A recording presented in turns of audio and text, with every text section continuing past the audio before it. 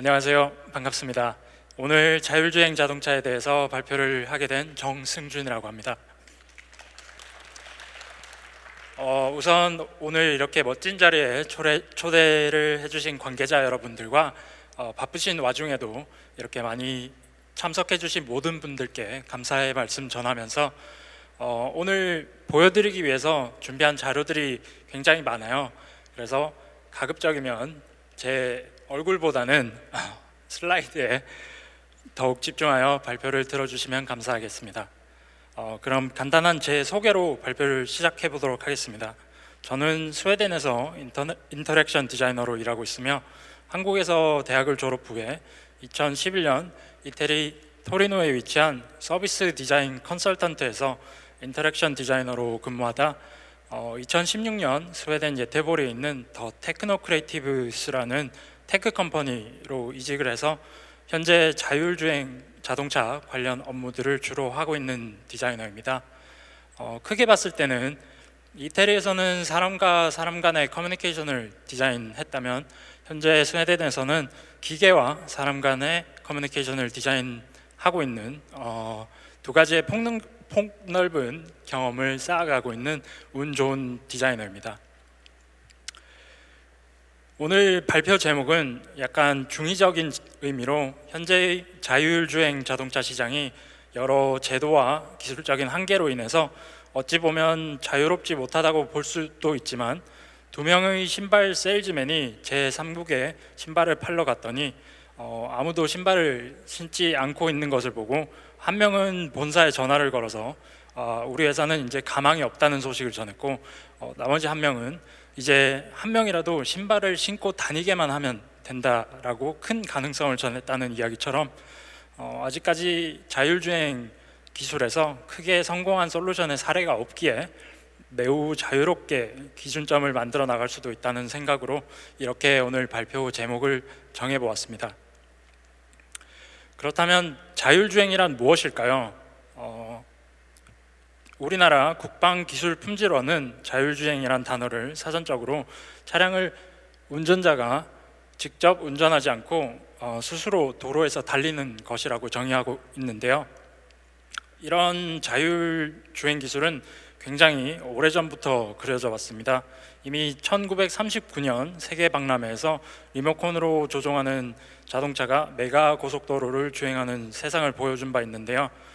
그때 당시에 경제학자들은 그 미래가 20년 뒤인 1960년대에나 가능하리라고 내다보았지만 2000년대 이후에야 컴퓨터 중앙 처리 장치와 전원 공급 방식, 센서, 디지털 지도, 라이더 기술 등의 도움을 받은 후 더 큰 발전을 이루게 되고 이후에 2007년에 다르파 자율주행 대회에서 카네기 멜론 대학교가 우승을 하면서 구글이 자율주행 기술자들을 영입 후에 웨이모라는 프로젝트를 시작함으로써 보다 현실적인 자율주행 기술에 가까워질 수 있었습니다. 현재 자율주행 기술을 개발하고 있는 회사들은 바이두, 구글, 우버, 테슬라, 애플, 그리고 대한민국에서는 현대, 기아, 삼성과 LG, 그리고 네이버까지 현재 자율주행 기술 혹은 서비스 개발에 뛰어들지 않은 회사가 없을 정도로 많은 회사들이 관심과 노력을 기울이고 있는데요. 보고에 따르면 2025년까지 전 세계 자율자동차 시장은 40조 원이나 되는 어마어마한 규모를 지니게 될 것이라고 합니다. 이처럼 오랫동안 발전되어 온 자율주행 기술에 대해 미국 자동차 공학회는 운전자의 간섭 정도에 따라 6단계로 나누어서 좀 더 알기 쉽게 설명하고 있는데요. 다들 아시고 계시겠지만 제가 간단하게 정리해서 말씀드리자면 레벨 0은 쉽게 말하면 자동화 요소가 전혀 없는 단계, 그러니까 모든 자동차 운전과 제어는 전적으로 운전자에게 달려있는 레벨이고요. 레벨 1은 2000년대 후반부터 생산되고 판매된 자동차들이 여기에 해당하는데요. 예를 들어서 어댑티브 크루즈 컨트롤 기능과 같은 기능이 여기 이 레벨에 해당하며 운전자는 항상 운전대에 손을 붙이고 직접 제어를 해줘야 제대로 된 주행을 할 수 있습니다. 그리고 레벨 2는 최근 일부 고급 차량에 장착된 앞서 최장순 대표님이 말씀해주신 테슬라의 오토파일럿 기능이나 볼보의 파일럿 어시스트 기능이 이 레벨 2에 해당합니다. 그리고 레벨 자율주행의 초기 완성형이라고 볼 수 있는 레벨 3에서는 운전자는 운전 이외에 다른 일을 할 수 있지만 자동차의 경고 혹은 요청이 있을 경우에는 언제라도 다시 운전을 할 준비가 되어 있어야 하는 레벨입니다. 레벨 4에서는 이때부터 앞서 말한 사전적 의미에 가까운 자율주행 자동차의 모습을 띠는데요. 레벨 3까지 상황에 따라 운전자의 개입이 필요한 단계였지만 레벨 4에서는 고속도로나 정해진 구역 같은 특정 조건에서 운전자의 개입 없이도 알아서 안전한 곳에 정차하거나 주차할 수 있는 레벨입니다. 그리고 마지막으로 완전 자율 주행 레벨인 레벨 5에서는 자동차의 원하는 목적지를 말하면 사람의 개입 없이 시스템이 모든 기능을 수행하며 이때부터는 사람이 운전자라기보다는 승객이며 차량은 자동화된 이동 수단이 되는 레벨입니다. 이러한 자율주행 단계를 보면 요즘에 굉장히 자주 접할 수 있는 통신 기술의 발전과 비슷하게 보여지는데요. 미래를 알려면 과거를 알아야 한다는 말처럼 어쩌면 통신 기술의 발전을 살펴보면 자율주행 기술의 발전에 대해서 조금이나마 예측 가능하지 않을까 생각해 봅니다. 그렇다면 지금 현재의 자율주행 기술 단계인 2단계에서 3단계로 넘어가는 시점에 통신 기술은 어떤 변화가 있었을까요? 바로 피처폰에서 스마트폰으로의 변화라는 큰 혁신이 일어나게 되는데요. 그리고 특히나 이런 변화는 디지털 디자인의 발전에 직접적인 영향을 줬다고 해도 과언이 아닙니다. 큰 화면과 터치 입력 방식, 인터넷의 연결 등과 같은 부분에서 현재 자동차 인터페이스 발전과 굉장히 비슷한 양상을 보인다고 할 수 있습니다. 이런 자율주행 기술의 점진적 발전을 바탕으로 한 저희 회사의 자율주행 프로젝트 중 하나인 리브를 소개해 드리겠습니다. 리브라는 이름은 스웨덴어로 삶이란 뜻이며 생명을 지킨다는 의미도 함께 가지고 있는데요. 2017년 라스베가스 CES에서 선보인 러닝 인텔리전트 비에클의 약자이며 제가 참여한 리브 1.0을 시작으로 해서 매해 더욱 발전된 시스템을 시연해 보이고 있는 프로젝트입니다. 언제나 미래의 컨셉추얼한 비전을 제시하는 완전 자율 자동차의 미래보다 현재의 구현 가능한 기술들을 가지고 실제적 운전자와 자율 자동차 간의 데이터 수집을 목적으로 하는 리서치 프로젝트로 시작했으며 저희 회사에서 가장 규모 있는 자율주행 자동차 관련 프로젝트로 처음 기획부터 시연까지 저희 회사의 전체적인 디자인 프로세스를 가장 잘 보여드릴 수 있는 프로젝트라 생각되어 이 자리에 소개하게 되었습니다. 우리들이 흔히 무인 자동차 혹은 자율주행 자동차라는 말을 들으면 자동차가 인간을 위해 모든 일을 다 해주는 레벨 5의 완전 자율주행 자동차를 떠올리기 쉬운데요. 자동차를 타고 장거리 여행을 할 때는 기차나 비행기의 승객과 같이 편안하게 휴식을 즐기면서 목적지까지 안전하게 이동하거나 이동식 오피스에서 사람들과 회의를 한다든지 친구들과 함께 자동차를 파티장으로 삼아 함께 즐겁게 논다든지 아니면 이동식 레스토랑에서 함께 식사를 하며 이동에 필요한 노력을 들이지 않는 그런 미래를 상상하곤 합니다. 하지만 중요한 점은 이런 미래의 완전 자율주행 시스템이 대중화되고 상용화되기까지는 아직까지 가야 할 길이 굉장히 멀고 대부분의 자동차 업계나 소프트웨어 업체들도 이러한 미래를 비전이라는 이름의 컨셉으로 소개하고 있다는 점인데요. 현재 이런 비전은 마치 냉장고를 코끼리에 넣는 방법이 냉장고 문을 열고 코끼리를 넣고 냉장고를 닫는다는 우스갯소리처럼 중요한 중간 단계가 생략된 것처럼 보이는데요. 이런 점에서 레벨 5의 완전한 무인 자동차가 대중화되기 위해 거치는 중간 단계인 레벨 3의 자동차 기술이 어떻게 운전자를 도와서 보다 안전하고 효율적으로 운전을 도울 수 있는지에 대한 연구가 필요한 이유에서 이 프로젝트가 시작되었습니다. The most important thing about Leap is that Leap focuses on the driver and it focuses on collaborating with the driver. My name is Annika Larsson and I'm leading the human factors research at Autoliv. Hi, Katie. Let me adjust your seat for you. All right, we're good to go. We've reached a point now where if you are in a crash in a well-equipped vehicle, you're quite likely to survive.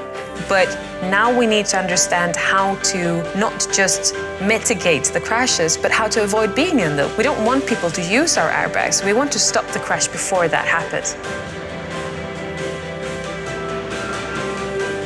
I just performed an emergency brake. You now have full control again.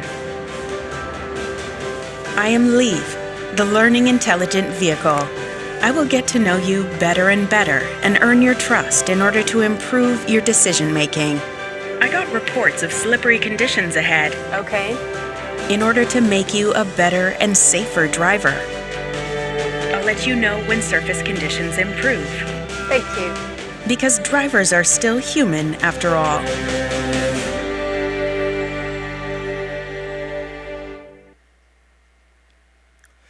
물론 현재의 많은 기술들 중에서 자동차가 스스로 운전을 할 수 있게 도와주는 차량 외부 환경을 인지하고 데이터를 쌓아가는 여러 레이더나 카메라, 라이다와 같은 기술들도 중요하지만 저희는 어떻게 운전자와 자동차가 서로를 도와가면서 함께 운전할 수 있을지에 대해 기계와 인간의 커뮤니케이션에 좀 더 집중해 보았는데요. 그래서 저희는 자율주행의 점진적 발전을 전제로 해 현재 접목 가능한 4가지의 기술들을 중점적으로 사용하여 운전자와 자동차가 서로 매끄러운 커뮤니케이션을 가능할 수 있게 했습니다. 그럼 레벨 3의 자율주행 자동차와 음성 지원, 아이 트래킹, 인공지능, 그리고 터치 센서를 이용해 가능한 것들이 무엇이었는지 대표적인 예를 통해서 알려드리도록 하겠습니다. 첫 번째로 음성 지원은 신뢰성 향상에 굉장히 많은 도움을 주는데요. 예를 들어서 인공지능의 판단으로 운전자의 시야에 보이지 않는 방해물을 인지해 긴급 브레이크를 작동했을 시에 자동차가 단순히 화면에 이렇게 아이콘을 표시하는 게 아니라 상황에 대해서 정확하게 인간이 알아들을 수 있는 자연어로 전달하게 된다면 운전자가 자동차의 결함이 아닌지 하는 의심을 낮추게 되고 이와 같은 자동차의 결정에 대한 운전자의 신뢰를 높일 수 있었습니다. 두 번째로 아이 트래킹인데요. 아이 트래킹은 자동차가 운전자가 어디를 보고 있으며 어떤 판단으로 어떻게 도울 수 있는가를 실시간으로 모니터링 할 수 있게 도와줍니다. 예를 들어서 운전자가 스마트폰이나 다른 기기에 주의가 흐려졌을 때 자동 감속 혹은 자율주행으로 전환을 함으로써 운전자의 주의를 돌릴 수 있는 상황을 만들어 놓게 되는 거죠.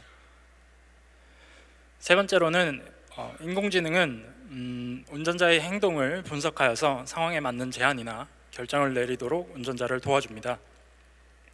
이와 같은 기능은 얼핏 보기에는 굉장히 단순한 기능 같아 보이지만 리브에 적용된 모든 기술들이 함께 사용되어져야만 가능하며 인공지능이 운전자의 행동 패턴을 학습하여 더욱 향상된 기능을 제공할 수도 있는 좋은 예라고 할 수 있습니다. 그리고 마지막으로 터치 센서인데요. 운전자가 양손 혹은 한 손으로 운전 중인지 아니면 손을 놓고 있는지에 대한 정보를 운전대의 터치 센서를 통해 판단하여 별다른 조작 없이도 자동차 스스로 자율주행 모드로 시스템을 변경해 운전자를 도울 수 있게 됩니다. 현재 이용 가능한 자율 차량 기술 사용에 있어서 가장 큰 장애물이라고 보여지는 것은 이러한 기술과 운전자의 신뢰 부족이라고 볼 수 있는데요. 자동차의 기능이 더 똑똑해지기 때문에 자동으로 운전자와 자율주행 기술 간의 신뢰의 간극을 줄여줄 거라 기대하기는 굉장히 어렵습니다. 그렇기에 우리는 기술의 혁신도 중요하지만 신뢰의 혁신도 필요하다고 생각했습니다. 예를 들어서 내비게이션이 처음 나왔었을 때 대부분의 운전자들이 내비게이션과 경쟁이라도 하듯 자신의 운전 실력을 뽐내면서 길찾기 능력을 경쟁했는데요. 이제는 택시 운전기사분들까지도 대부분 내비게이션을 통해서 길을 찾아갑니다. 이제는 기계와의 신뢰가 굉장히 크게 향상되었다고 볼 수 있는 거죠. 뿐만 아니라 우리는 이제 핸드폰에 저장되어 있는 전화번호들도 외우지 않아도 됩니다. 왜냐하면 언제든지 우리가 원할 때 원하는 번호를 핸드폰으로 찾아볼 수 있게 되었기 때문이죠. 이처럼 디지털 기술이 우리들의 능력을 완전히 대체하는 것이 아니라 증강시켜주는 예들은 이제 흔히 어디서든지 찾아보기 쉬운데요. 하지만 이런 신뢰의 형성이 현재 나와 있는 자율주행과 운전자의 기술 간에는 운전자와는 아직까지 많이 부족하다는 점에서 디지털 디자이너의 역할이 더욱 필요로 되어질 거라고 예상되어집니다. 조사에 따르면 오늘날 많은 운전자분들께서는 차선 유지 혹은 어댑티브 크루즈 컨트롤과 같이 가끔씩 쓰이는 차량 자동 제어 기능을 거의 사용하지 않는 걸로 나타났는데요. 이러한 기능의 신뢰도가 매우 떨어지거나 필요치 않을 때 피드백을 제공해 운전자들에게 단순히 성가시게 느껴지는 것으로 받아들여진다고 합니다. 그래서 자율주행 시스템과 함께 운전을 하기 위해서는 자동차와 운전자 사이에 주어진 상황에서 어떻게 적절하게 주도권을 나눠 가지면서 어떻게 소통할 것인지가 중요한 혁신 요소로 자리 잡아야 할 것 같습니다. 방금 보신 이 프로젝트는 5개월간의 작업으로 7명에서 10명가량의 개발자들과 디자이너 구성으로 외부 기술 협력팀과 함께 작업했는데요. 리브의 프로세스는 크게 애자일과 스프린트를 병행함으로써 팀원들 간의 실시간 피드백을 받고 커뮤니케이션이 자유로울 수 있도록 모두들 가까이 자리를 옮겨서 작업을 진행했으며 2-3주에 한 번씩 임원진들과 함께 프로젝트 진행 상황을 확인하는 방식으로 진행했습니다. 작업 진행 중 매일 아침 스탠드업을 통한 팀원 간의 작업 진도 동기화를 통해서 팀 구성 간에 어떤 부분에서 어떻게 일하고 있는지 정확히 알 수 있게 했는데요. 이렇게 하면서 구성원 간의 원활한 커뮤니케이션을 도모하고 모두가 같은 정보를 가지고 함께 작업할 수 있게 되었습니다. 여기서 말하는 스탠드업이란 팀원들이 한자리에 모여서 짧게 자신이 하고 있는 일, 진행 상황, 오늘 할 일 등에 대해서 한 명씩 돌아가며 빠르게 보고하는 형식으로 하는 프로세스였습니다.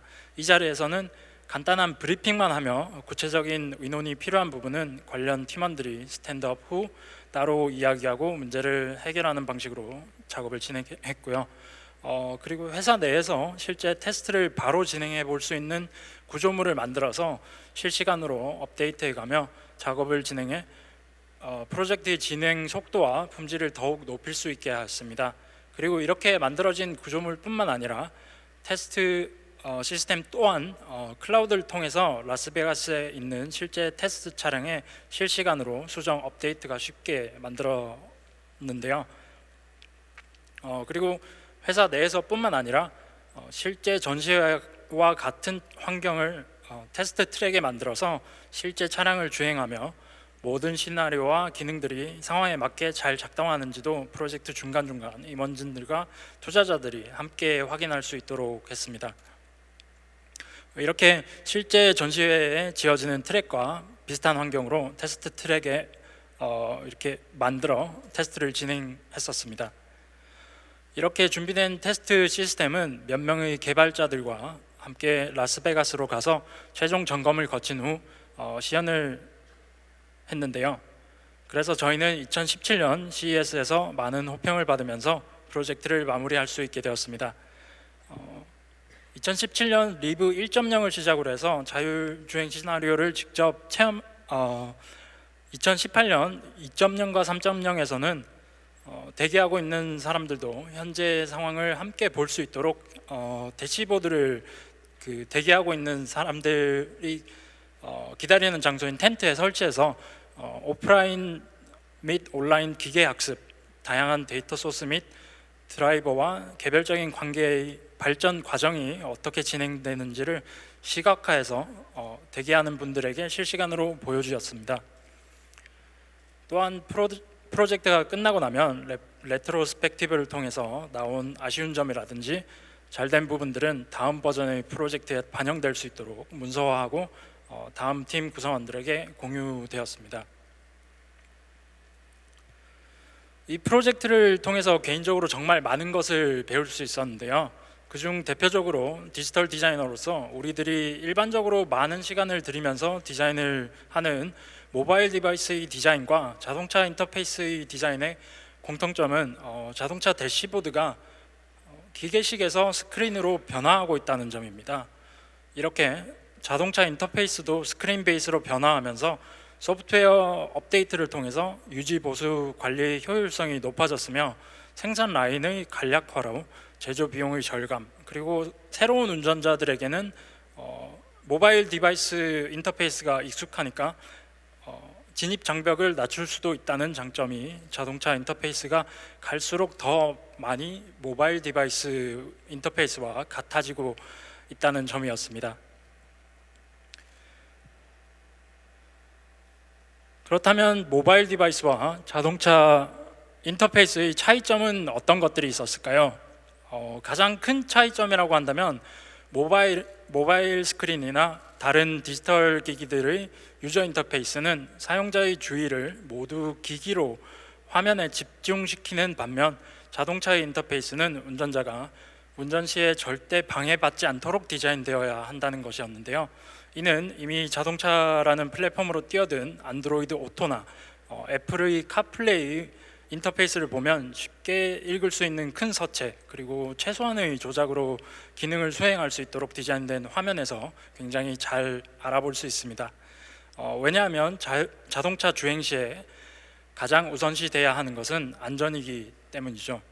그래서 저희가 이 프로젝트를 진행하면서 항상 머릿속에 염두에 놓은 말은 손은 운전대에, 눈은 도로에 라는 말이었습니다. 예를 들어서 이 프로젝트에 사용된 서체는 저희가 딘 서체를 메인 서체로 사용했는데요. 이유는 운전자가 운전을 하면서 계기판을 집중해 보지 않기 때문에 슬쩍 훑어보더라도 정확한 정보의 전달이 가능할 수 있도록 하기 위해서였습니다. 서체의 선택에서는 크게 4가지 부분을 가장 많이 고려했는데요. 예를 들어서 C와 O의 구분이 쉽도록 열려있는 형태의 C를 가진 서체를 찾았으며, 충분한 문자의 간격을 가진 서체, 그리고 비슷하게 생긴 글자의 구분이 확실하고 다양한 비율을 가지는 서체를 사용해 디자인했었습니다. 그리고 색상 선택에 있어서는 운전자의 시야를 최대한 방해하지 않는 바탕색들을 사용했으며, 중요한 정보들은 즉시 인지할 수 있도록 높은 대비의 색들을 사용했었습니다. 뿐만 아니라 아이 트래킹 시스템을 활용해서 운전자가 화면을 보고 있지 않을 때는 화면이 자동적으로 밝기를 낮춰서 운전자의 주의를 흐리지 않도록 디자인했었습니다. 모바일 기기와 자동차 인터페이스의 다른 점에서 서체나 컬러의 사용보다 더 많은 부분을 배운 것은 바로 디지털 디자이너로서의 책임이었는데요. 12, 이 숫자는 2016년 대한민국 경찰청에서 발표한 하루 교통사고 사망자 수라고 합니다. 월 평균 357명, 하루 12명씩 교통사고로 사망하고 있는 거죠. 인간의 10대 사망 원인들 중에 4위에 위치하고 있는 사고사에서 유일하게 인간이 만들어낸 사고 원인이 바로 교통사고라고 합니다. 나머지는 추락사, 중독사라고 하고요. 미 교통국의 조사에 따르면 교통사고의 주된 원인은 운전자이며, 이런 교통사고를 일으키는 주된 원인은 운전자의 인식과 결정의 오류라고 합니다. 쉽게 말해서 운전자들이 굉장히 쉽게 주의가 흐트러지고 실수를 많이 한다는 것을 보여주는데요. 2010년 사이언스지에 기재된 A Wandering Mind is an Unhappy Mind, 떠돌아다니는 마음은 불행한 마음입니다 라는 논문에서 사람들은 지금 하고 있는 일만큼이나 일어나지 않는 일에 대해서 자주 생각한다고 합니다. 예를 들어서 지금 제가 발표하고 있으면서 여러분들이 발표를 다 듣고 끝나면 뭐 하지? 오늘 상 받고 인스타그램에 올리면 굉장히 인싸가 되겠지? 아니면 이 발표는 왜 이렇게 긴 거야? 하고 생각하고 있는 거죠. 단편적으로 사람들이 쉽게 주의가 흐려진다는 것을 잘 말해주고 있습니다. 사람들이 얼마나 주의가 쉽게 흐려지는지 얼마 전 일어난 애리조나 우버 자율주행 자동차 사고를 보면 잘 알 수 있는데요. 이 사고의 원인은 많은 분들이 잘 모르실 수도 있는데, 원인은 바로 테스트를 원활하게 하기 위해서 꺼놓은 긴급 제동 시스템의 문제였다고 합니다. 자동차에 달린 센서들은 사고자를 인지했지만 긴급 제동 시스템이 작동하지 않아서 벌어진 일이었는데요. 이처럼 자동차가 운전자에게 주의를 기울이라고 경고하는 것은 운전자가 귀찮게 여기거나 효력이 없는 걸로 나눠지는데, 두 번째 경우가 이렇게 사고를 내는 경우를 잘 보여주는 예시입니다. 또한 디자이너와 엔지니어의 의도가 사용자가 실제로 어떻게 사용해지는지 그런 걸 잘 보여주는 예이기도 하죠. 여러분들이 지금 이런 메시지를 받았다고 생각하면 얼마나 무서울까요? 최근 하와이에서는 실제로 이런 메시지가 하와이 사람들에게 발송되어서 사람들을 큰 혼란에 빠뜨렸다고 합니다. 이 역시 알고 보니 이 메시지를 보내는 사람이 실수로 훈련 메시지가 아닌 실전 메시지가 보내지게 되어진 것이라고 합니다. 이러한 실수를 일으키는 데는 잘못 디자인된 메시지 전송 인터페이스가 결정적으로 원인을 제공했는데요.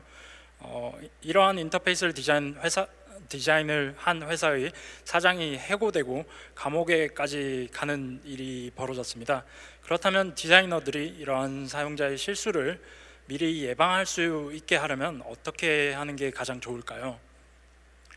제 생각에는 직접 이용을 해보면서 여러 가지 상황들을 직접 시뮬레이션 해보는 게 가장 좋은 방법일 것 같은데요. 그러면 현재 우리들은 어디서 자율주행 시스템을 가장 가깝게 경험해 볼 수 있을까요? 제 개인적인 경험으로는 부산에서 일을 마치고 와이프와 함께 무거운 짐을 이끌고 서울역에 도착했을 때 택시 정거장에 길게 늘어선 줄에서 기다릴 엄두가 도저히 나지 않아서 혹시 우버 택시가 있는지 검색을 해보고 이용한 데서 시작되었는데요. 이러한 승차 서비스를 이용하면서 느낀 생각이 바로 자율주행 시스템도 이와 비슷한 서비스가 되지 않을까 생각해 보았습니다. 기사님이 운전을 해주신다는 점을 제외하면 거의 완전한 무인 자동차 경험을 얻을 수 있는 환경인 거죠. 그리고 차를 타고 가면서 이런저런 생각이 들었습니다. 가장 쉽게 그려지는 자율자동차 사용 경험 디자인 중 대표적인 탑승자 혹은 운전자와의 개인화, 개인 플레이리스트, 차내 무드 변경 등의 아이디어는 지금도 충분히 쉽게 구현 가능하지만 그러지 않는 이유는 무엇일까요? 필요할 때 부르고 자신이 운전을 하지 않아도 원하는 목적지까지 안전하게 데려다주는 자율자동차의 탑승 경험과 비슷한 상황에서 그려볼 수 있는 차내의 인터랙션 디자인들은 무엇이 있을까요? 혹시 필요 없는 문제를 일부러 만들어내서 해결하려고 하고 있는 건 아닐까요? 스마트폰이 PC의 인터페이스가 아닌 것처럼 이미 알고 있는 것들로 자율자동차 인터페이스 디자인을 하려고 하는 건 아닌지도 한번 생각해 보았습니다. 그리고 마지막으로 늦은 시간에 제가 너무 피곤해서 기사님이 제발 이런저런 말을 걸지 않고 운전에만 집중하여 주시면 좋을 것 같다는 생각을 했는데요. 이런 저희 작은 바람이 한국의 승차 공유 서비스인 타다에서 구현된 것을 볼 수 있었습니다. 제일 첫 번째로 타다 서비스가 내세우는 것들 중에 하나가 기사와의 불필요한 대화가 사라짐이라고 하는데요. 물론 상황에 따라 다르겠지만 많은 분들이 비슷한 것을 원한다는 것을 알 수 있는 부분이 아닌가 생각되었습니다. 그리고 차내에 클래식 라디오가 항상 틀어져 있는 점에서도 점점 더 승차 공유 서비스가 자율주행 서비스로 이어지는 점을 발견할 수 있었습니다. 우버의 CEO가 운전석에 아무도 타고 있지 않아도 된다면 우버를 이용하는 것이 자동차를 소유하는 것보다 더 경제적인 방법이 될 것입니다 라고 이야기했는데요. 한국 사회에서 이전에는 4인 가정이 주를 이루었지만 이제는 1인 가정이 더 많아지게 됨으로써 사람들이 자신들만의 공간을 더 필요로 하게 되고 단기 장소 대여 서비스의 일종인 노래방, PC방, 찜질방 혹은 카페들도 더 많아지면서 개인적인 프라이버시를 중요하게 생각하게 되어 성인이 되면 가장 먼저 하는 일이 자동차를 사서 썬팅을 하는 것이라고 합니다. 이러한 이유에서 자율주행 시대가 되면 더 많은 사람들이 운전자가 없는 차를 타고 이동하며 시간을 보내는 모습을 쉽게 그려볼 수 있을 것 같은데요. 하지만 2018년 자율주행 자동차에 대한 설문조사에 따르면 약 70% 정도의 많은 사람들이 아직까지는 자율자동차를 다른 운전자 그리고 자전거 그리고 보행자들처럼 함께 도로를 이용하는 데에는 큰 걱정을 표시하고 있었습니다. 이러한 걱정들을 해결하기 위해서는 더욱더 많은 디지털 디자이너 여러분들과 엔지니어 여러분들의 노력이 필요할 것 같은데요. 그렇다면 기술적인 측면에서는 어떻게 이런 걱정을 줄여줄 수 있을까요? 아마 자율주행과 사람들의 걱정을 줄이는데 가장 큰 역할을 하게 될 기술은 바로 인공지능이 아닐까 생각해 봅니다. 비즈니스에 능한 사람은 벌써 인공지능이 창출할 수 있는 무궁무진한 가치를 인지하고 있지만 공상과학 영화 속의 인공지능처럼 멀기만한 대상으로 막연하게 생각하는 반면 인공지능 전문가들은 수학적인 문제로만 인공지능에 접근해 사업 영역에서 인공지능이 풀 수 있는 문제가 얼마나 많은지 어떻게 적용할 수 있는지 모르고 있습니다. 이 둘을 결합시켜서 방법을 찾는 것이 디지털 디자이너의 숙제가 아닐까 생각되는데요. 얼마 전 구글 CEO 순디 파차이가 이런 이야기를 했습니다. 인공지능을 이제는 기술이 아닌 전기나 가스와 같은 자원으로 봐야 된다는 이야기를 했는데요. 90년대에 인터넷 서비스를 제공하는 기업들, 미국의 AOL이나 한국의 두루넷보다 이런 자원을 이용해서 사업을 만들어낸 구글, 아마존, 페이스북 그리고 한국의 네이버나 카카오가 더욱 성공을 거둔 사례에서 교훈을 얻는다면 인공지능이라는 자원은 만들어내는 쪽보다 그것을 사용해서 실제로 솔루션을 만들어내는 사람이 더 큰 이익을 받게 될 것이라는 예측이 가능합니다. 이런 인공지능을 활용하기 위해서는 많은 데이터 확보가 가장 중요한 과제인데요. 현재도 여러 자율주행 관련 업체들이 실제 혹은 가상 환경에서 더 많은 주행 데이터를 얻기 위해서 수많은 테스트를 거치고 있다고 합니다. 하지만 저는 이런 생각을 해봤는데요. 단순히 자율주행 관련 데이터가 많다고 해서 인간을 행복하게 해주는 디자인을 할 수 있는 것일까요? 구글의 웨이모 자동차에 시승해본 대부분의 사람들이 제일 신기하고 재밌게 여기는 부분은 바로 공사장의 콘이 이 내비게이션 화면에 실시간으로 나타나고 개수가 정확하게 일치하는 부분이었다고 합니다. 이렇게 비교적 단순하게 구현 가능한 기술들이 오히려 탑승자들에게 즐거운 경험을 제공하는 점이 굉장히 재미있는 부분이었는데요. 그렇다면 이런 4차 산업혁명 시대와 빠르게 발전하는 인공지능 속에서 인터랙션은 어떻게 바뀌어가고 있을까요? 디지털 시대의 사용자 인터랙션 변화의 예를 들어보겠습니다. 이제 더 이상 10대들은 앞서 발표자께서 말씀해 주신 것처럼 더 이상 구글이나 네이버가 아닌 유튜브로 원하는 답을 찾기 시작했습니다. 그리고 키보드나 자판보다 스마트폰의 자판을 이용을 더 편리하게 느끼는 시대가 되었는데요. 입력 장치의 변화에도 종이와 펜을 거쳐서 키보드와 마우스, 터치스크린, 음성 인식으로 변화를 맞이하고 있습니다. 이런 변화를 보면 기계 중심의 인터페이스에서 인간 중심의 인터페이스로 변해가고 있음을 확인할 수 있는데요. 이런 점에서 여러 기업들이 보다 나은 음성 입력 시스템을 만들기 위해서 한층 더 노력하고 있다고 합니다. 인간과 기계의 상호 교류를 위해서 전통적인 수단은 점점 더 작아지고 복잡한 기계에 더 이상 맞지 않다는 걸 인정하기 시작한 거죠. 마우스나 키보드로는 스마트폰을 작동시킬 수 없고 애플워치처럼 손목에 차는 컴퓨터는 터치 스크린으로 작동하는 것이 매우 어려워요. 그래서 음성 입력 시스템이 앞으로 기계와 인간의 커뮤니케이션의 대중화에 핵심적인 역할을 하게 될 것이라고 예상해 봅니다. 음성 기반 플랫폼은 특히 집 안과 차 안에서 우리 생활을 크게 바꿀 가능성이 높은데요. 외부 길거리 공간은 어차피 스마트폰을 들고 다녀야 한다는 점에서 사생활 문제와 컴퓨터와 음성을 통해 소통하는 것의 효용이 떨어지게 되는데요. 따라서 당분간은 현재와 같은 터치 인터페이스가 주도할 것이지만 개인 공간이나 양손이 자유로워야 하는 집안이나 차 안은 사정이 매우 다릅니다. 여러분들 제로 원칙이란 말 다들 알고 계실 것이라 생각되어지는데요. 기존 산업을 완전히 뒤엎는 새로운 기술들에는 모두 한 가지 공통점이 있다고 말하는 겁니다. 그것은 생산 비용을 0으로 수렴시킨다는 말인데요.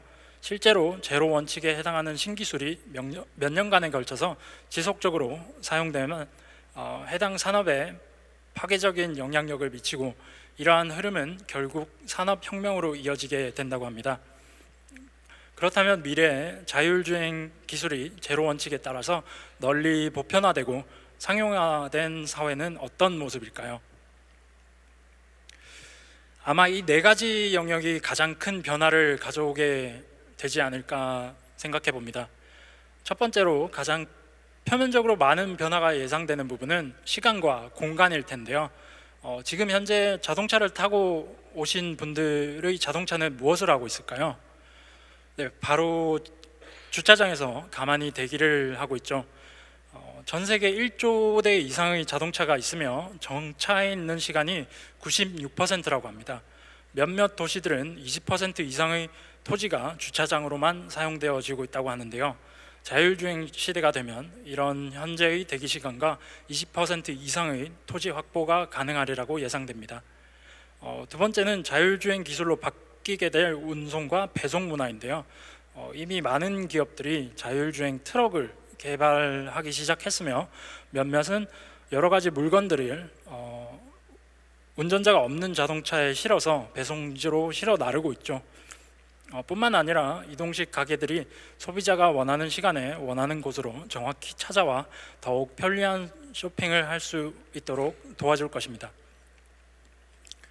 마지막으로 앞서 이야기한 것과 같이 교통사고의 원인인 94%를 차지하는 운전자의 실수를 없애서 더욱 안전한 도로를 만들 수 있게 될 것인데요.